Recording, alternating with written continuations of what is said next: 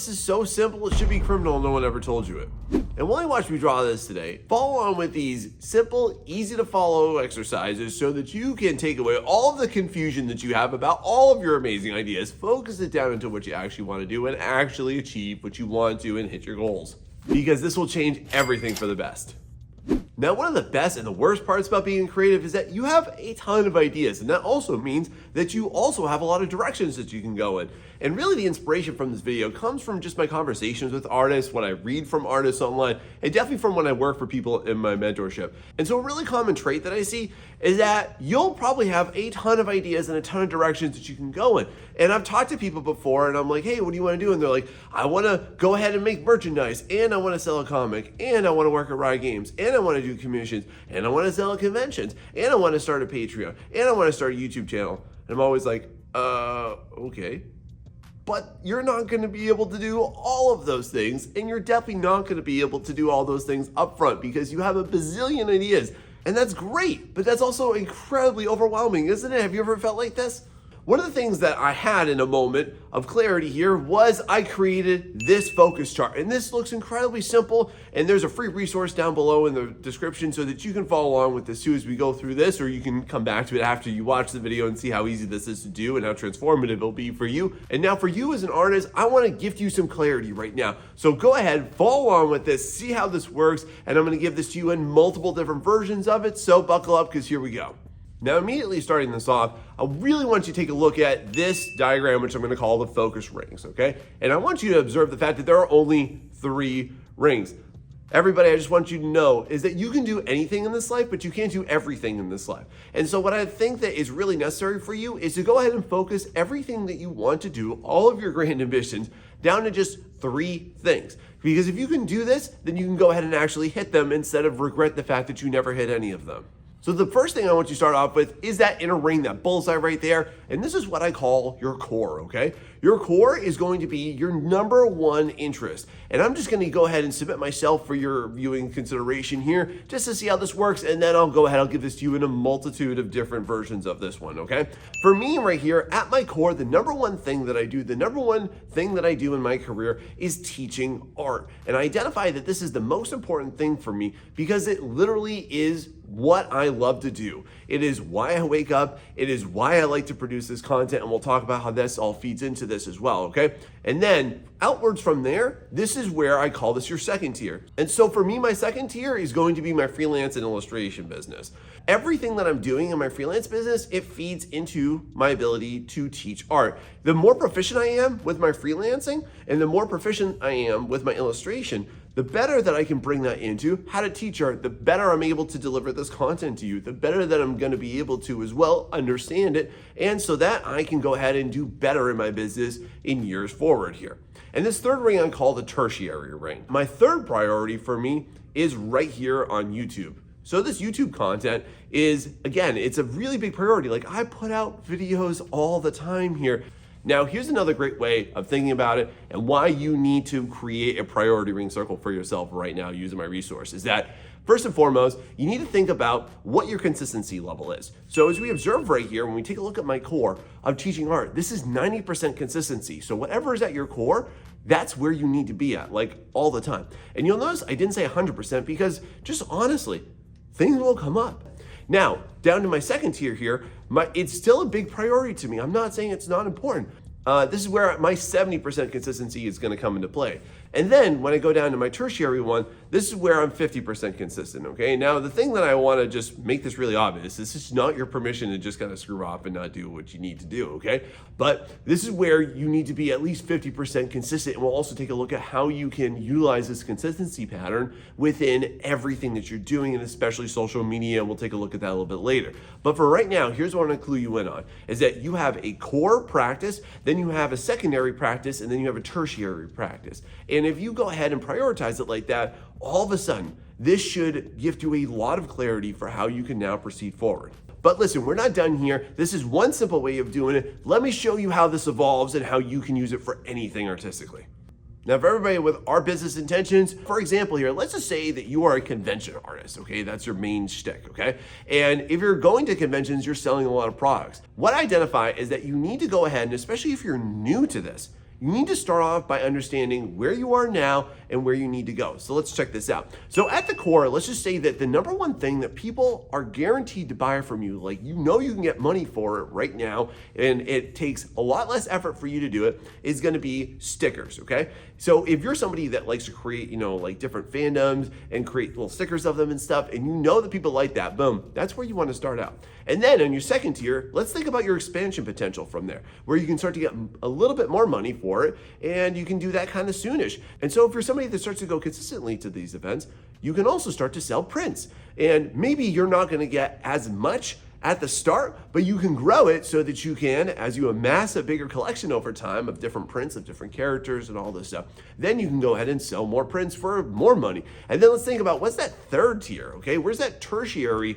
income gonna come from? And I would say from there, it should definitely come from commissions, because when I work with people, like I've worked with some convention artists, and they'll tell you that this is one of the best revenue producing things for them, is that you can get more money and do less of it than the other two, because you don't have to sell as many stickers to sell like a $300 commission or a $200 commission is off of that. But people do come to these conventions, and they do come with bigger wallets, and you want to work yourself up to the point where, like, okay, you have proof. You have proof that you can do this. You have proof through your stickers, you have proof through your prints, and then that's going to interest them into getting something custom made. See how that works? Now look, this is applicable to literally any business type of product that you sell, okay? And you can also go ahead and put it into another context. So let's check this out.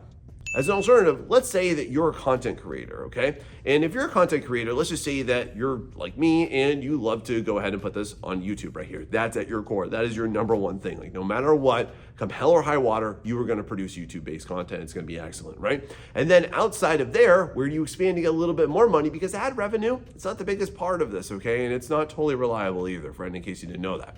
But then you can go ahead and say, well, I want to go ahead, I want to start a Patreon, okay? And then I can get people that will regularly support me.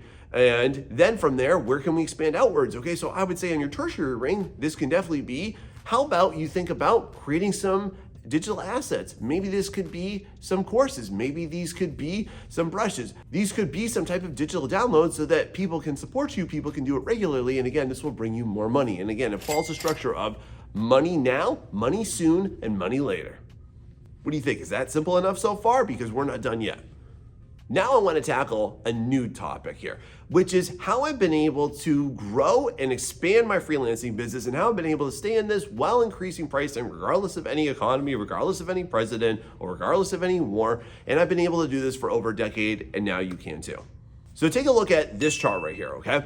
So at my core, this is D&D for me, okay? And I really love D&D. It's like my favorite genre to do. It's where I would also, by the way, like to expand outward from, which I can also say that's something that we can do, and we'll talk about how you can do that with your career in a minute. But for right now, let's just lock into that. That's the thing, like if you're watching me draw this right now, it's a D&D character, okay? So then outward from there, I can also go ahead, and once I achieve success with that one, that's a key part. You always want to focus on one niche first, then expand outwards. Then I can and have expanded into doing more general fantasy. And by the way, fantasy is not a niche, by the way, everybody, okay? If you're not familiar with that, let me just lay that on you right now. You need to be more focused than that. And my general fantasy stuff would include like MMORPG characters. I've done dark fantasy. I've done sci fantasy. So because of that, some of my clients will ask me to do some of those things too. Or some of my artworks will attract new clients in order to want those things from me.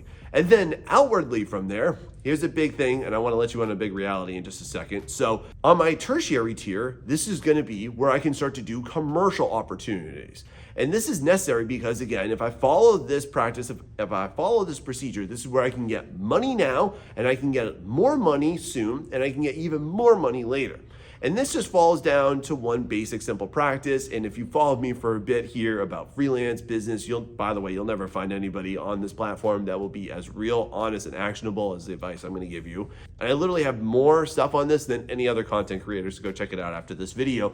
But the thing I want to focus you in on is that you should go ahead and start out not with 3 niches, not with however many weird, strange amount of offerings that you're trying to do. Focus in on one niche. This will be your most lucrative. It'll be where you put all of your passions, where you put all of your focus, and focus into that, okay? And then you can go ahead and build outwards from it where you can start to go outwards. But you must attain success with your core, then attain success with your second tier, then attain success with your tertiary tier, okay? And then let's take a look at this another way too, and how you can implement this into your offerings for your clients. So let's just say at the core here, you have character design. You're somebody that loves to create characters. That's awesome. Then you can expand outwards from that. Where can you get even more money and expand yourself? I would say illustration should be on your second tier, because there you're using your characters, but you're putting them into scenes and settings. And again, that's definitely more money because it's way more complex, isn't it? And then outward from there, this would be your commercial work, okay? And I want to let you in on a big fact right now, is that just you freelancing off of private clients, unless you live in an economy that's much lower than, I would say, what is like the world's superpower type of economy, it's not sustainable, okay? And you can't rely on it whatsoever. So the goal for all freelancers should always be to get into the commercial realm, because there's a lot more money, there's a lot more prestige, there's a lot more opportunities, and there's a lot more connections there. Because when you sell to a business, that's actually where you can get the most amount of money. It's where you can sustain yourself. It's where you can quit your job that you hate. And that's a big power move that, I'm gonna be honest, nobody tells you. Anybody that tells you that freelancing off of Instagram or Twitter, whatever, is a full-time job, total lie, or they have a massive following where it doesn't matter what they do. How's that? Does that make everything easier for you? And now at this point, let's talk about asset creation. So these would be things that you can use in order to start to gain some level of passive income, okay? So let's just take the easiest one I can think of, which again, let's take a look at the example of a content creator. And at my core, let's just say that I am a YouTube content creator, because I am. And then outward from there, let's take a look at your second tier ring. Then let's take a look at what you can do from there, which is that you can build your email list, okay? Or you can also go ahead and build a Discord server. That's what I've done. By the way, if you want to join a really awesome Discord server, go ahead and check out my link down below in the description. You'll love it. It's free to join. Go ahead and figure that, because that's going to be your place too, where again, if your YouTube is your core, then that's where, for example, I will go ahead and I'll announce every single time I make a new video, so that I don't have to rely on the Instagram algorithm. Or if you have an email list every single time that you put out a new product, or you go ahead and you do something special on your channel, or especially if you go ahead and you create a great new video you want to share with everybody, that's a guaranteed way to get that for you, okay? And again, that drives everybody there. And then outside of there, this could be where you go ahead and you make courses, or maybe you create your own mentorship program for it too. And again, this follows the structure of where you're going to get money now, where you can help get yourself more money later, and where you can get yourself even more money later.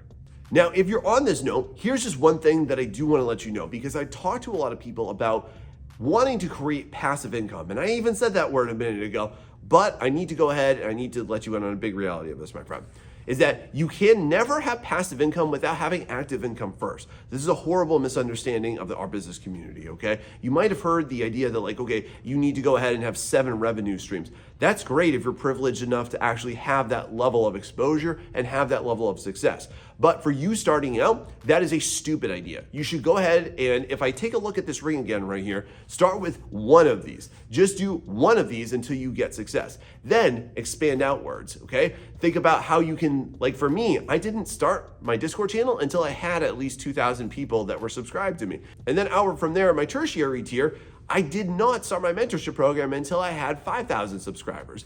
And because of that, that's where you get some type of artifact that says you are on the right path. One of the worst ideas that you can have is trying to do all 3 of these at once.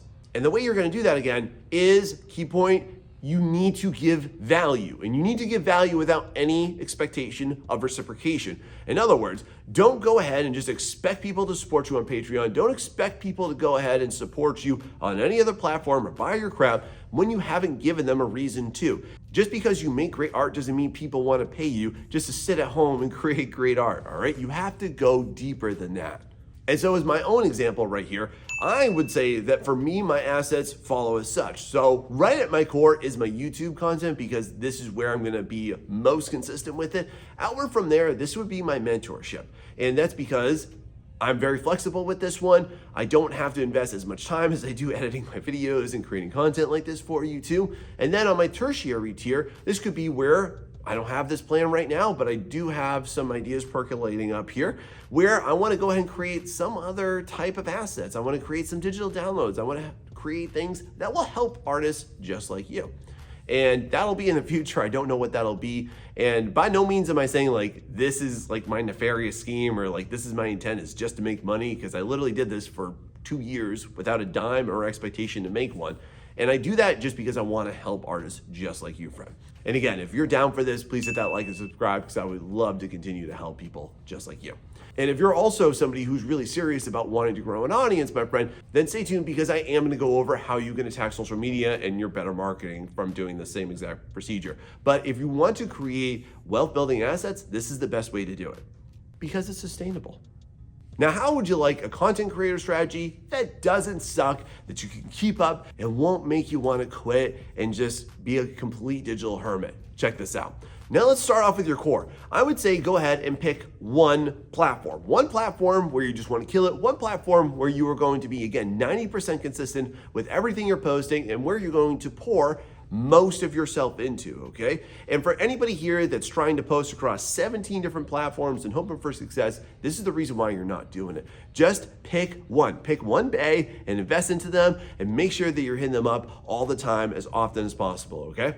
So as an example, let's say that you wanted to go ahead and make number one for you TikTok because you're into short form video and content like that. And then outwardly from there, your second tier. This is where you can say Instagram, let's say, because then you can also go ahead and use that short form content. You can post it on your Instagram too. But again, you can be 70% consistent here. Instead of you posting every single day like you would on TikTok in order to grow the audience that you want, then you can go ahead and say, okay, well, I'm only going to post 4 to 5 times a week here. And maybe I'll do some picture posts in there too, just to make life a little bit easier, okay? And then on your tertiary tier, this would be where can you be 50%? So this might be like Kara, it might be Blue Sky, it might be Twitter, whatever it is. And this is where instead you're going to, again, post less and put less effort into it, but it's still gonna help drive your audience towards whatever it is, whatever product you wanna sell, or just whatever you're hoping people will wanna support you on, okay?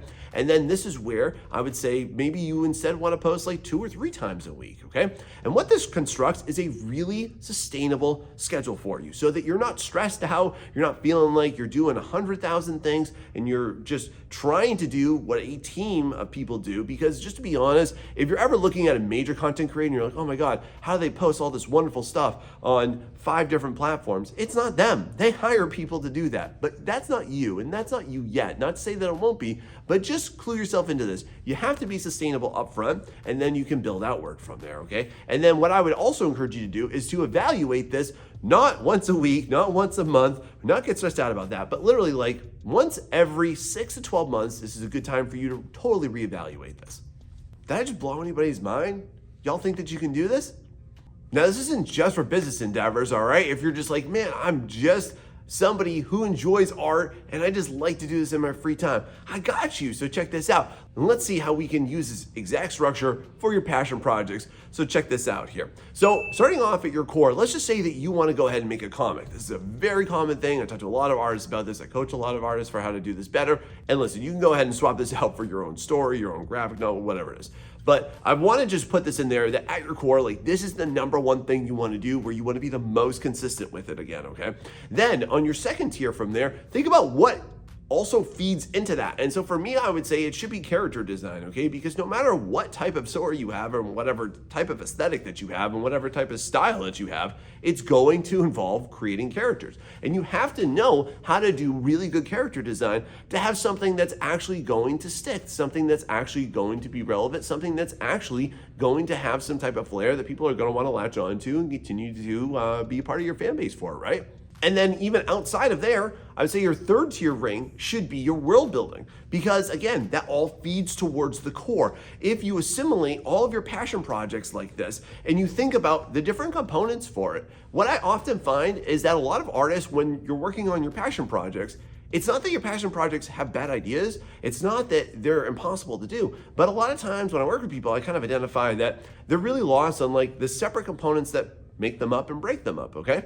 Now, the best way you can also think about this is if you have totally different things, okay? Let's say that you also have your own graphic novel, and let's say that you also have like a video game that you're doing. Then go ahead and use this priority ring as a structure for you to figure out where do you need to put most of your time, because let's just be honest, you definitely have something that you care about the most at your core. So let's just say that that was creating your video game. And then outside of that, it was going to be your comic. And then outside of that, it's going to be your OCs, okay? This way you know how consistent you need to be on a week-to-week, on a month-to-month basis right there, so then that way you can achieve all the things that you want to. But I do think this is really helpful for you, because then that way you don't feel like you're floating in between projects all the time, completely directionless. What do you think? Now, I feel this is going to be a really relevant topic for a lot of you here. You probably have some art goals you want to hit, don't you, friend? You have some things that you want to do. You have some things that you definitely want to get better at. And so this is now where I want to break into how to use this ring for your learning objectives. Because if you want to be a better artist and do anything that we talked about already, then you have to go ahead and grow yourself. So let's take a look at how we can also use this structure for your benefit to learn. So let's just say, for example, a common thing I see all the time, let's say at your core is anatomy, okay? But let's just say that you basically want to get much better with anatomy. But the issue with this is that it's also a terribly vague goal. You don't really know what you need to do, but that's your core. That's what you want everything we're about to go over to feed into. So now let's go ahead and specify that. So on your second tier, what you should also make sure that you're doing is understanding male and female anatomy, because again, that will help you understand it. And again, what do you want to do with this very specifically? Do you want to get better at like muscles? Do you want to get better with posing? Do you want to get better with just understanding how limbs don't look like weird Gumby tentacles? What is it? So be really specific with that. And then let's go outward from there. Then you can also say, well, I want to get really good at exaggerating anatomy too. So anybody here that likes maybe the art styles of Blizzard, or you like Riot, where there are character designs where they're based on anatomy, but it's also very exaggerated. It's not realistic, okay? It's more stylized. This is where you can also go ahead and branch out from there. You can also take this from the structure of like how realistic, semi-realistic, and completely stylized do you want it to be? Let's take a look at another example that I see very, very often. Let's just say that at your core this year, you want to get better at perspective. I hear this one all the time, but again, people don't freaking understand, like, what does that entail? Do you want to get better at, by the way, there's multiple perspectives. 1, 2, or 3 point. Which one of those? All 3 of them? Okay, then you can literally construct this as, I want to do 1 point perspective, 2 point perspective, 3 point perspective. It all feeds into the same core. Or let's just go ahead and say that you want to do this for a more intended application. Maybe you understand the basics, you know how to draw a cube in perspective, right? Here's how you can also level this up. Again, at your core is perspective. Then on your second tier, what do we have? We have stylized perspective, okay? This would be where maybe you want to do more fisheye type of perspective, where you want to do like 16-point perspectives. You know, that's the one where you're like looking in the sphere. And then on your tertiary tier, you want to utilize all that knowledge you're drawing from your core in order to create environments, in order to create some type of concept art for some type of level that you would want to create, right? So by doing this, everybody, you can actually construct yourself the best, most sustainable, and easier to follow guide for what you actually want to do this year, okay? How's that sound?